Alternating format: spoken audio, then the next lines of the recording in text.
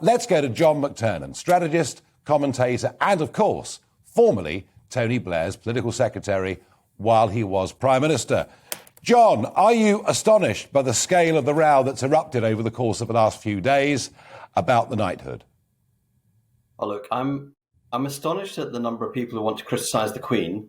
It's her Order of the Garter, it's her award, and people who would otherwise, I would have thought, respected tradition, the tradition of granting this award to prime ministers, seem to object to it. And the lack of historical grasp, Tim Collins saying that Tony tried to undermine the monarchy. I think the Queen looks back on what he did support her during the death of Princess Diana and the aftermath of that, would say that he actually helped to strengthen the monarchy in a very difficult moment. But look, Tony always says it was the greatest privilege of his life to be the Prime Minister of the United Kingdom for two reasons. One, which I'm sure you'll agree with, it's the greatest country in the world. And the second is because it's the greatest country in the world, one of the things you can do is have any opinion of him you want and say it wherever you want. And he's always respected other people's views to criticise him. He's perfectly willing to defend his own view, his own position. He always has done. But he celebrates the fact that many people can criticise him and criticise the Queen even. The argument here, I think, and I was making the point a moment ago to Colonel Tim Collins, is that prime ministers make decisions in crises, and some work out well and some work out badly. But what is very specific, I think, about this 750,000 people that have signed this online petition, and really I think the Jeff Hoon revelations overnight have added to that. I mean, what do you make of Jeff Hoon, former Defence Secretary? Yes, I know he's publishing a book, but when he says that a very important piece of legal advice around whether the war was strictly legal or not in terms of international law, that Jonathan Pole, Blair's chief of staff, told his senior civil servant to burn it.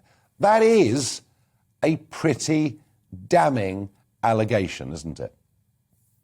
It is, and one that Jonathan Powell completely denies. And I've known Jonathan for years and years and years. He is a public servant. He wouldn't lie about that. He wouldn't have said to do that.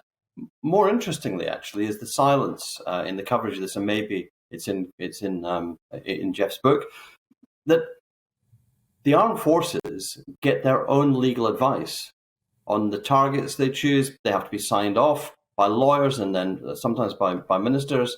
So our armed forces don't get involved in illegal wars because they take their own legal advice. I've met the lawyers. I was an advisor in MOD.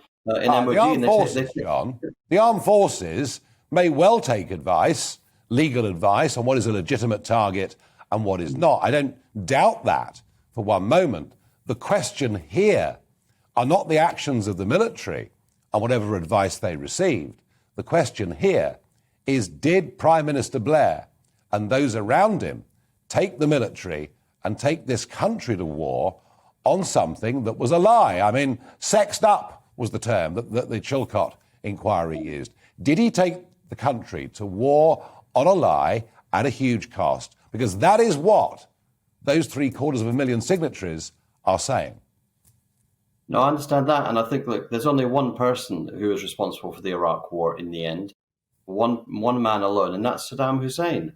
Saddam Hussein refused to allow United Nations weapons inspectors into the country.